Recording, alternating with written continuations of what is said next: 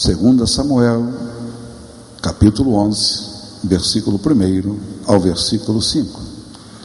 Decorrido um ano, no tempo em que os reis costumam sair para a guerra, enviou Davi a Joabe e seus servos, e com ele e a todo Israel, que destruíram os filhos de Amon e sitiaram a Rabá. Porém Davi ficou em Jerusalém. Uma tarde, levantou-se Davi do seu leito e andava passeando no terraço da casa real. Daí viu uma mulher que estava tomando banho. Era ela muito formosa. Davi mandou perguntar quem era. Disseram-lhe: é Betseba, filha de Eliã, e mulher de Urias o Heteu. Então enviou Davi mensageiros que a trouxessem. Ela veio e ele se deitou com ela, tendo-se ela purificado da sua imundície. Voltou para sua casa. E a mulher concebeu e mandou dizer a Davi: estou grávida. Até aqui. Senhor nosso Deus, nós louvamos o teu nome, ó Deus, e declaramos que precisamos da tua presença. Precisamos do teu Espírito Santo, ó Pai, para tocarmos num assunto tão delicado, tão grave, tão perigoso, que é o adultério. Isso, ó Pai, tem acontecido não só nas pessoas que não conhecem a Deus, mas dentro da tua casa, dentro das igrejas, melhor dizendo, de pessoas que sabem da verdade, que conhecem a verdade. Por isso, Pai, eu peço que o Senhor fale através dos meus lábios, que o Senhor possa me usar da maneira que o Senhor achar melhor. E eu te peço isso, ó Deus, em nome de Jesus. E que todos digam amém e amém. Podem sentar. Meus amados, Deus me deu essa palavra e eu fiquei um tanto preocupado. Eu fiquei perguntando para mim mesmo, indagando a Deus se era isto mesmo que Ele queria que eu pregasse nesta noite, porque temos visto tantas coisas acontecerem, temos ouvido tantas coisas que diz respeito ao adultério. Isso tem enfraquecido a igreja do Senhor.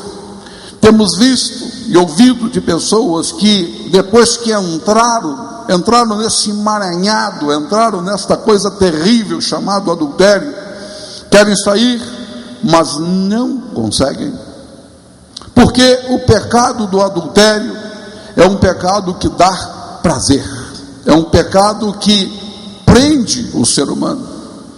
E por isso eu fiquei nessa dúvida, nessas perguntas a Deus: Senhor, é isso mesmo? E há muito tempo eu não chamo a minha esposa e pergunto para ela: vê se essa mensagem é para hoje. E ela me perguntou: eu posso dar palpite? Eu falei: olha, se eu estou te perguntando é porque você pode. Dá uma lida, vê. E ela falou: é essa mensagem mesmo. E eu estou aqui para falar aos irmãos, para falar à igreja. O título dessa mensagem é o adultério e as suas consequências. As pessoas que entram nesse erro, nesse pecado, que se debruçam sobre este erro e se alimentam dele. Amados, muitos casamentos têm se esfriado e até mesmo chegam ao divórcio por coisas tão pequenas que podem ser evitadas. Muitos casamentos têm se rompido, têm acabado, na verdade. Por quê? Por coisas insignificantes, por coisas que o esposo tem em casa, a esposa tem em casa, mas decidem ouvir a voz do diabo. E por isso muitas desculpas são dadas de ambas as partes, de ambos os cônjuges. Desculpas insignificantes, desculpas que não têm muito valor, mas elas surgem dos lábios de ambos os cônjuges. Quando dizem asperamente um ao outro uma coisa que é inacreditável: o amor acabou. E não consigo mais viver ao teu lado. O que eu sentia por você, já não sinto mais. O amor que eu sentia, já não tenho mais dentro do meu coração. As causas do divórcio têm sido muitas, amados. O divórcio não acontece instantaneamente, ele não acontece de repente, mas às vezes por arranhões, ou seja, por palavras mal empregadas, acusando um ao outro, causando com isso o afastamento, causando com isso o desinteresse nas relações sexuais, que é a ceia do casamento, assim aprendemos na palavra de Deus. Eu estava dando aula, sexta-feira eu estava falando para os amados irmãos, isso não acontece de uma hora para outra, são os esfriamentos, são as palavras, os arranhões, o desinteresse pela pessoa amada, pela pessoa a qual Deus colocou em seu caminho, aquela pessoa que Deus a fez conhecer, que passou a declarar um para o outro que amava, e de repente desistem, de repente falam para o outro: olha, já não existe mais amor no meu coração para contigo. E ali vai esfriando nas relações sexuais, que nós sabemos que é a ceia do casamento. Você não tem condições nenhuma de viver meses sem se alimentar, sem comer o seu feijão, sem comer o seu arroz, a sua carne, ou seja, a sua fruta. Não, seu corpo morreria. Da mesma forma que você não pode continuar adorando a Deus se você não tiver dentro do teu coração a presença do Espírito Santo de Deus. Se o Espírito Santo de Deus não fizer morada dentro do seu coração, você praticamente está afastado de Deus. Necessitamos do alimento espiritual para mantermos na presença de Deus e para que Deus continue abençoando as nossas vidas, amém? Da mesma forma o casamento. O casamento, para que ele continue de pé, o casamento para que ele continue firmado, ou seja, para que os cônjuges continuem unidos, é necessário da alimentação. Qual alimentação? A ceia do casamento. Ou seja, o que é a ceia do casamento? As relações sexuais. Mas nas relações sexuais, elas vão, por não acontecerem, elas vão se esfriando, já falei, por palavras maldadas, por arranhões. E lá fora tem tantas pessoas que falam com carinho, como diz a palavra de Deus, que as palavras da prostituta, elas são doce como mel, da adúltera é doce como mel, perdão. As palavras que soam, que saem dos lábios de uma adúltera, são doces como mel. E é por isso as pessoas se divorciam, porque não ouvem do seu cônjuge palavras doces como mel. Então são por pequenas coisas que o casamento acaba. Outros se divorciam e têm a insensibilidade de dizerem que precisam ser felizes. Eu vou romper com você porque, olha, eu preciso ser feliz. Por que não viu isso antes? Porque não viu antes de terem relação? Porque não viram antes do casamento? Não, mas eu preciso ser feliz. E muitos, amados, colocam como obstáculo a incompatibilidade de gênios, ou seja, a sabedoria não está no mesmo nível. Olha, eu casei-me com você, mas agora eu estou vendo que você não tem a mesma sabedoria que eu. Olha, eu casei-me com você, mas agora eu vejo que eu sou um doutorado nisso ou naquilo, e você nada sabe, você não tem nenhum ensino, você não tem nada que possa estar ao meu nível, à minha altura. Então a incompatibilidade de gênios acontece nesse momento. Aí acontece o divórcio, acontece a separação conjugal por uma coisa tão pequena. Mas se aquela pessoa que não tem essa sabedoria toda for uma pessoa de caráter, um carro do primeiro ano, um carro do ano, na verdade, se essa pessoa que não tem essa sabedoria toda, não está no mesmo nível, tem dinheiro, ninguém olha para a sua incompatibilidade de gênio. Mas se tiver no mesmo nível financeiro, aí começa a jogar, começam a falarem a falar, na verdade, dessa incompatibilidade que nada diz, que para nada serve.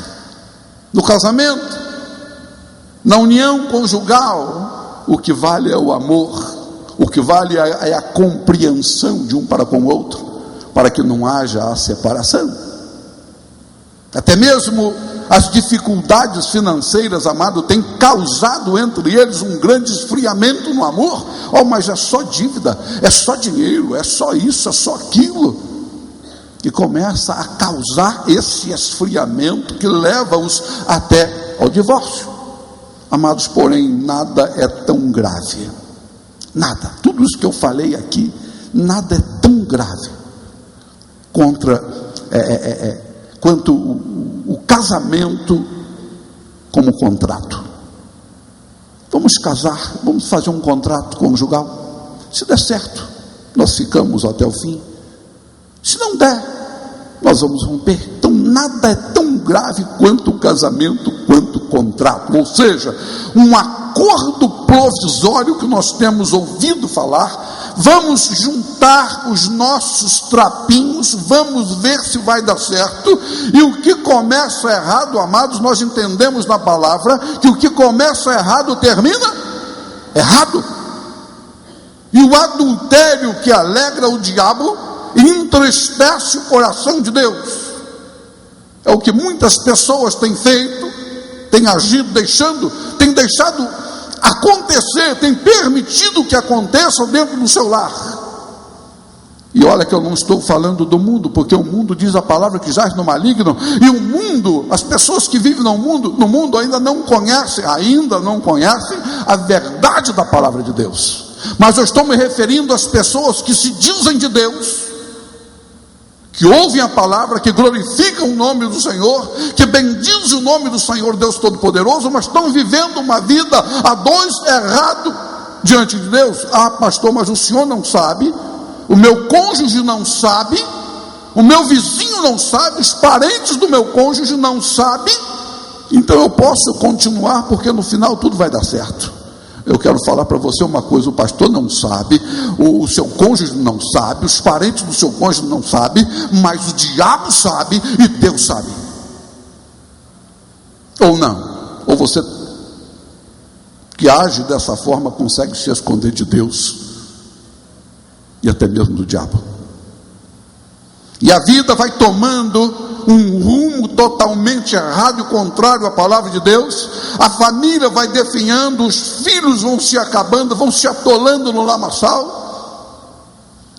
E depois, pastor, por que está acontecendo isso comigo? O pastor não sabe o que está acontecendo, mas Deus sabe. Mas por que Deus não age na minha vida? Por que Deus não me abençoa? Eu estou aqui todos os cultos, mas eu saí daqui, tomar rumo ignorado. Amados, existem muitos motivos que podem causar uma separação, muitos. O crescimento do divórcio é apavorante no nosso país. Não vou falar no mundo, no nosso país é apavorante. No Brasil, aliás, em todo o mundo. Deixa eu me estender a toda a face do globo terrestre, que nos chama a atenção e que está acontecendo da mesma forma com o povo que se diz de Deus, por falta de temor e tremor. E Deus está os entregando às suas próprias concupiscências, como diz lá em Romano. Deus os entregou às suas próprias concupiscências, talvez por descuido de alguns pastores, talvez, não sei, que não pregam com coerência, não pregam com veemência, mas aqui a palavra de Deus é pregada. Erra quem quer, erram conscientes, sabem o que estão fazendo, por momentos de prazer e de medo, prazer e medo, levando sobre si mesmo levando sobre si mesmo o peso, na verdade, o peso da traição e as feridas, amados, emocionais que não cicatrizam facilmente. Medo por quê? Porque quem está nesse erro, ele vai chegando em casa, ele ou ela vai chegando em casa e será que alguém viu? Será que alguém falou para o meu cônjuge? Será que alguém percebeu? E aquele medo, ele é intensivo, ele é intenso no coração dessa pessoa. E o medo de vir para a igreja e o Deus usar alguém para falar, para estender o dedo e falar do erro. Amados, estamos em tempo de reconciliação com Deus. A igreja do Senhor não pode viver da mesma forma que tem vivido. E eu falo abertamente, amados, é perder tempo dentro da igreja. Ah, mas Deus é misericordioso, pastor. Mas também é fogo consumidor. É fogo consumidor. Se houver tempo para arrependimento, amém. Se houver tempo, e quando não há tempo? E quando eu sair daqui ou de casa, seja lá onde estiver, levar uma pancadinha de um carro e morreu, como vai pedir perdão a Deus? Vai direto. Não, eu fiz, sim, eu sou pecador, mas olha, eu vivo dentro da igreja, eu vivo dentro da casa do Senhor. Não, para mim tem jeito, não, Deus vai me abençoar. Ó, não, amados, o crente verdadeiro tem que andar segundo a vontade do Todo-Poderoso. Ele não pode deixar brechas. Nós temos pregado a palavra de Deus, amados, e temos certeza de que Deus tem usado os nossos lábios, tanto o bispo quanto eu temos pregado a palavra de Deus, e temos pregado com veemência, temos alertado o povo de Deus, temos falado para ele: não hajam assim. Mas parece que a palavra entra em um ouvido e sai pelo outro. Se entrar, eu acho que nem entra, porque os erros continuam a agirem de forma errada, desagradando o coração de Deus e agradando o coração do diabo. Temos pregado a palavra de Deus, temos falado do poder desse Deus maravilhoso, e muitos não têm dado valor ao ensino da sua palavra, e têm, amado, caído nas armadilhas do diabo. Pastor, mas não consigo ficar sem praticar esse erro. Claro, porque deu brecha uma vez e depois fica difícil. Difícil de não fazer. Eu falei e vou repetir, porque esse pecado dá prazer e quem entra nele não sai. Até sai, mas dá muito trabalho. É muito difícil. Certa vez eu falei aqui, olha só, quando a pessoa, o homem ou a mulher, seja lá quem for, um dos dois, se une a uma adúltera ou até mesmo a uma prostituta, lá fora, não é evangélica, mas ele é, e esta pessoa a qual esse homem ou esta mulher se uniu, é uma pessoa espírita, cheia de entidades malignas. É uma mãe de santo, ou melhor, é uma mãe de demônios. Tem nela não sei quantos demônios. E quando esse homem ou esta mulher de Deus une-se a esta pessoa, torna-se uma só carne com ela. E nesse tornar uma só carne com ela, esses demônios que está lá com esta mulher ou com este homem espírita, passa para ele: não, na minha vida não, porque eu sou filho de Deus. Filho de Deus, o verdadeiro filho de Deus não faz assim. O verdadeiro filho de Deus não age dessa forma. O verdadeiro filho de Deus não comete esse erro. Tornou-se uma só carne com aquela pessoa cheia de demônios, e ele vem para a igreja cheio de demônios. Mas por que não manifesta, pastor?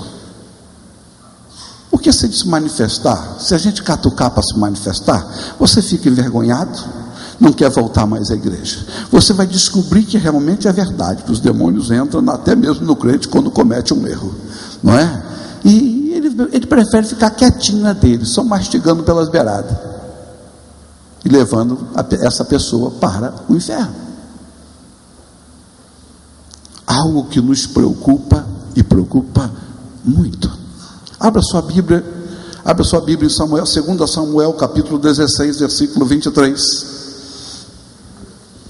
2 Samuel, fica com ela aberta por aí. 2 Samuel, capítulo 16, versículo 23. Olha o que diz o versículo 23. O conselho que Aitofel dava naqueles dias era como resposta de Deus a uma consulta. Talvez era o conselho de Aitofel, tanto para Davi, como para Absalão. Aitofel era o conselheiro do rei Davi. Você que viu aquela minissérie, você chegou a ver? Aitofel era o conselheiro de Davi e jamais daria ao rei um conselho para adulterar, e muito menos com a sua neta Batseba. Conselheiro, será que ele ia dar um conselho ao rei Davi para adulterar e justamente com a sua neta Batseba? Não. O conselho de Aitofel era como resposta de Deus, diz a palavra. Ele era um homem usado por Deus, amém? Mas a tristeza, a ira entrou no coração de Aitofel, por isso morreu enforcado, se enforcou. O pecado do rei Davi com Batseba, a neta de Aitofel, feriu gravemente o coração de Aitofel, o deixando amargurado e com um grande desejo de vingança. Amados, não é somente a pessoa que adultera que é atingido pelas hostas malignas, não é somente a pessoa que adultera que é atingido pela ira em seu coração. Não, ele atinge com o seu erro toda a sua família, ele atinge os filhos, ele atinge os netos, ele atinge os bisnetos, ele atinge os tataranetos. Então veja o erro, este erro terrível, o quanto ele está amaldiçoando a sua descendência, o fazendo, abrindo porta para que os seus descendentes vindouros, não é? Seus netos, bisnetos e tataranetos sejam atingidos por essa maldição do adultério. Mical, ela foi uma mulher amargurada de alma, diz a palavra, entendemos isso, usada e traída por seu pai e por seu marido. Até o rei a traiu, e nela entrou o espírito de vingança e terminou junto, sabe a quem? As concubinas. A mulher, uma mulher menosprezada, uma mulher usada pelo próprio pai, pelo próprio Saul, uma mulher usada pelo próprio marido, pelo próprio rei Davi, tornou-se na verdade uma mulher de coração amargurado. 1 Samuel, você volta algumas páginas, 1 Samuel, capítulo 18, versículo 20, a palavra do Senhor nos diz, 20 e 21, mas Mical, a outra filha de Saul, amava a Davi, contaram-no a Saul, e isto lhe agradou. Disse Saul: eu lhe darei para que ela lhe sirva de laço, e para que a mão dos filisteus venha a ser contra ele, ou seja, venha a ser contra Davi. Pelo que Saul disse a Davi: com essa segunda serás hoje o meu genro. Saul falando para Davi. Versículo 27, a palavra nos diz: pôs-se Davi e partiu com os seus homens, e feriram dentre os filisteus, quantos? 200 homens. Trouxe os seus prepúcios, os entregou todos ao rei, para que lhe fosse genro. E então Saul lhe deu por mulher a sua filha Mical. Saul, pai de Mical, foi lá na tribo, no povo filisteu, e cortou daquele povo 200 prepúcios. Pastor, e Mical? Mical amava a Davi, mas o seu pai a deu como esposa para que lhe servisse de emboscada. Saul não gostava do rei Davi. Saul, ele deu a sua filha Mical como esposa para se desposar com Davi, mas não porque gostava de Davi. Saul não gostava. Ele deu como uma armadilha. Ele deu para que ela servisse de emboscada para Davi. Mical foi uma mulher derrotada por suas mágoas, derrotada, e desrespeitou ao seu marido, ao rei, porque depois ela foi tirada daquele homem ao qual o rei deu para que ela fosse mulher, e devolvida, porque Davi ele exigiu que ela fosse, que ela voltasse para ele. Por que isso? Porque ela era uma princesa, ela era filha de um rei já falecido, mas sim, Mical foi comprada por derramamento de sangue. Mical foi comprada por 200 prepúcios de filisteus, e ela amou a Davi, mas não foi amada. Vemos pessoas que se prestam a agirem, se colocam na posição desta mulher, que vivem amarguradas porque foram traídas, vivem amarguradas porque serviu até mesmo de emboscada. Davi usou de artimanha para enganar Urias. E aí você vai começar a entender o quanto é perigoso a traição, o quanto é perigoso o adultério. Davi usou de artimanha para enganar Urias. 2 Samuel capítulo 11, versículo 13, vai à frente novamente, 11, 13. 2 Samuel, capítulo 11, versículo 13.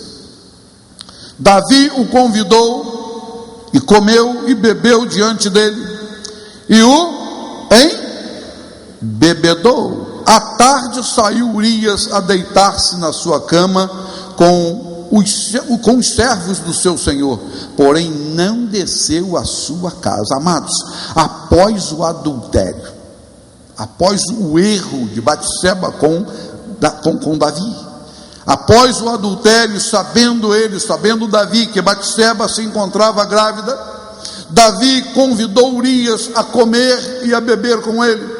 Ou seja, eu sou o seu amigo, eu sou o seu amigo, vem comer comigo, assenta aqui comigo, assenta à minha mesa.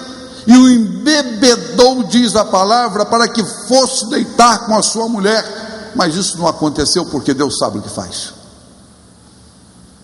Então mandou que Joabe colocasse esse homem chamado Urias, o esposo de Batseba.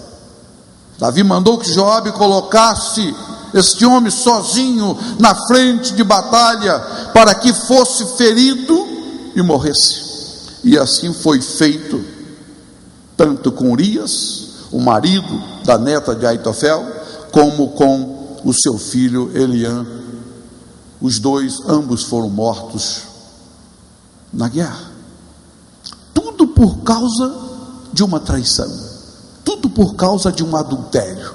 Toda a família sofreu, todo o povo envolvido sofreram. A mãe, a própria Batseba, o avô, o Aitofel, o próprio Davi, Mical, os filhos de Davi. Houve coisas terríveis na sua família, tudo por causa da desobediência a Deus. Batseba engravidou-se, deu à luz a um filho, diz a palavra, e o Senhor feriu a criança gravemente, e no 7º dia veio esta criança a falecer.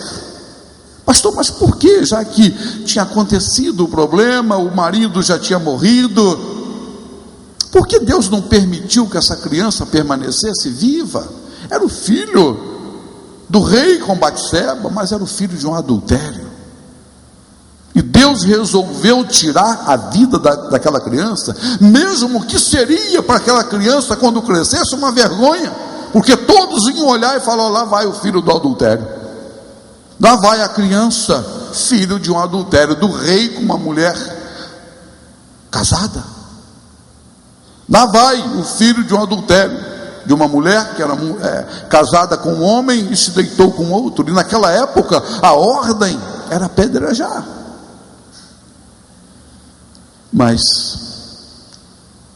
Deus ali tinha planos, claro. Tem pessoas que perguntam: mas por que Batseba continuou, casou-se com Davi, teve filhos, como um filho maravilhoso como Salomão? Por que Deus permitiu isso? Se aquela mulher traiu o seu marido, naquele momento ela já era viúva, mesmo sendo Davi o autor do crime, não que ele tenha colocado as suas mãos, mas ele deu ordem para matar, então ele também era ali um criminoso, mas um criminoso que voltou-se para Deus, pediu perdão a Deus, e Deus o abençoou, Deus o perdoou, e daquele casal nasceu um filho sábio, um filho que tinha a sabedoria dos céus, não é? Salomão, um homem que Deus abençoou. O filho do adultério, o Senhor não permitiu que vivesse. Seria vergonhoso, e até mesmo para a criança, uma criança que não tinha culpa alguma.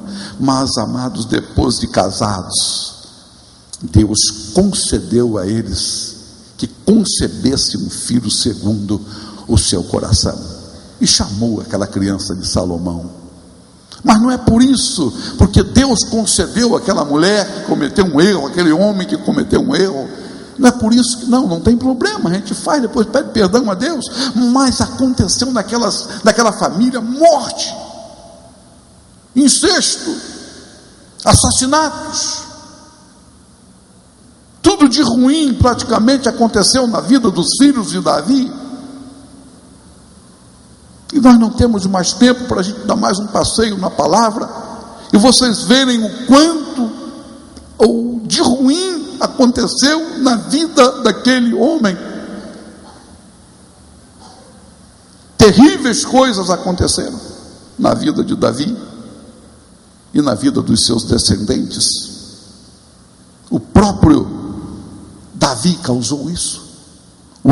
Aconteceu na vida dele o adultério, a traição, a morte de seus filhos, incesto, tentativa de homicídio ao próprio Davi, tudo causado por apenas um erro. Iniciou-se apenas através de um pecado. Eu quero falar para a igreja do Senhor: o pecado não vale a pena, muito menos o pecado do adultério. Amém? O pecado não vale a pena, e muito menos o pecado do adultério. Esse pecado é um pecado que corrói, esse pecado é um pecado que entristece tanto uma família quanto a outra, um lado quanto o outro. E nós devemos nos colocarmos na presença de Deus, nos colocarmos diante do Senhor e fazermos aquilo que a palavra tem nos ensinado, vivermos em amor, para que tudo vá bem. Davi sofreu, Davi causou sofrimentos, mas em seu coração havia o temor e o tremor de Deus, e o Senhor de Israel era com ele. Um coração voltado a Deus, um coração segundo a vontade de Deus, um coração segundo Deus, e por isso ele foi um homem segundo o coração do Senhor, porque ele se voltava para Deus, ele se arrependia dos seus pecados. Mas o problema em nossos dias é que, se não der tempo para onde vai essa pessoa?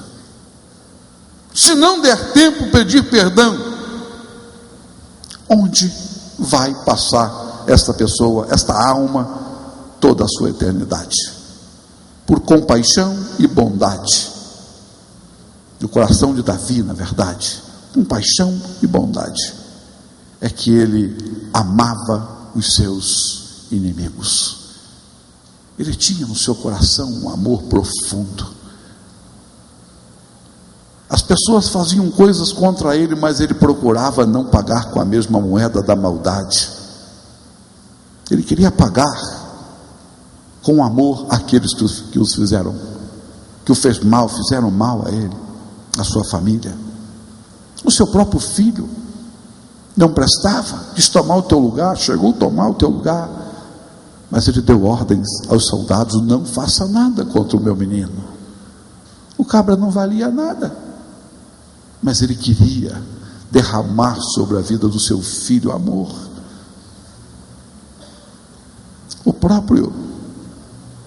O rei Saul queria acabar com ele. Teve ele a oportunidade de matar Saul, mas não matou, porque o amor estava no coração de Davi. Amados, assim devemos nós amar os nossos inimigos. E quando a pessoa comete um adultério, ele não está amando o marido daquela adúltera, ou vice-versa. Ele está odiando, porque está fazendo mal. E aí as hostas malignas entram e fazem bagunça, baderna na vida, na alma, no interior dessa pessoa, mesmo ela sendo evangélica, mesmo ela estando dentro da igreja. Vamos servir o nosso Deus de todo o nosso coração. Não vamos deixar que essas coisas aconteçam com um povo que se diz de Deus. Eu quero terminar, eu quero quero que você abra a sua Bíblia no livro de 1 Coríntios, e eu quero ler o versículo 13, versículo 1 ao versículo 13, capítulo 13, versículo 1 ao versículo 13.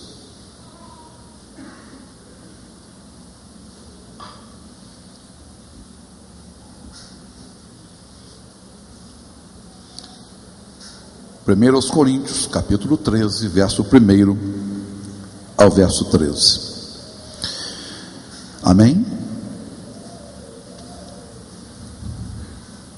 Onde nos fala sobre o amor é o dom supremo.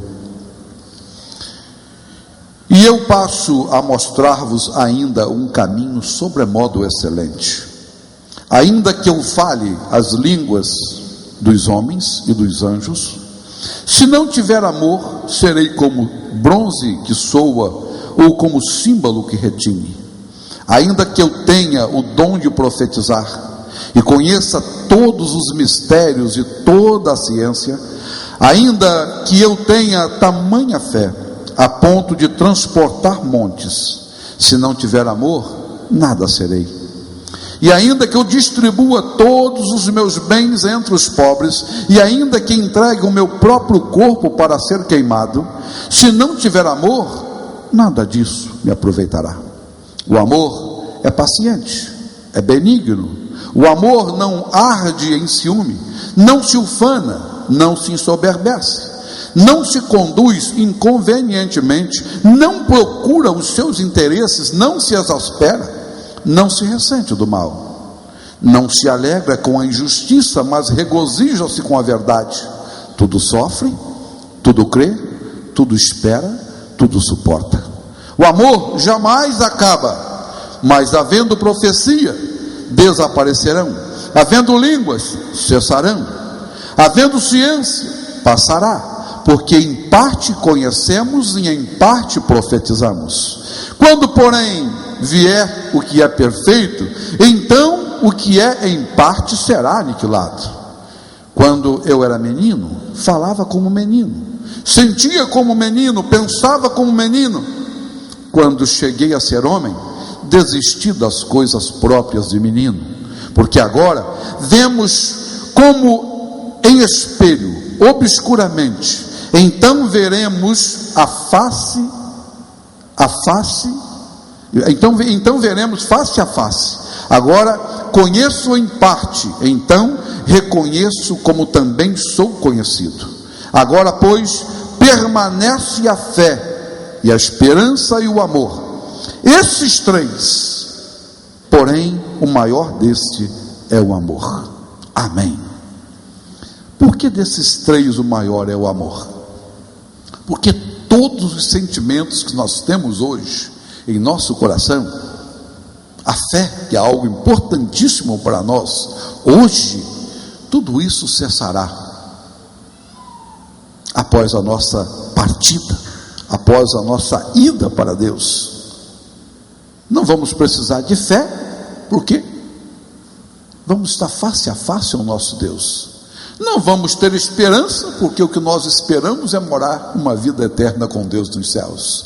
Mas o amor permanecerá em nossos corações, porque vamos continuar amando o nosso Deus por toda a nossa eternidade. Todos os sentimentos passam, mas o amor permanece em cada um de nós. Então, amados, se amamos ao nosso semelhante, se amamos ao nosso cônjuge, e é por isso que nós nos unimos a ele, nos casamos com ele, não tem como haver a separação e dizer: o amor acabou. Não acabou, ele nunca existiu. Casaram-se, mas não foi da vontade de Deus. Deus permitiu que se casassem, porque você quis. E quando queremos, quando a escolha é nossa, quando nós escolhemos o nosso cônjuge, permanecemos até o fim, até que Deus nos separe. E Deus, quando separa, é só através da morte. Ninguém quer isso. Então a separação, o divórcio, só é permitido por Deus através da morte. E quem quer ficar viúvo? Quem quer? Para se separar do seu cônjuge? Ninguém quer. Essa é a palavra de Deus. Pastor, mas Deus deu carta de divórcio ao homem. Deus deu, mas contra a vontade dele. Deus deu a carta de divórcio a Moisés para dar ao povo, segundo a dureza do coração do povo. E o seu coração, o meu coração, o nosso coração não é duro, porque recebemos do Senhor um novo coração. Amém?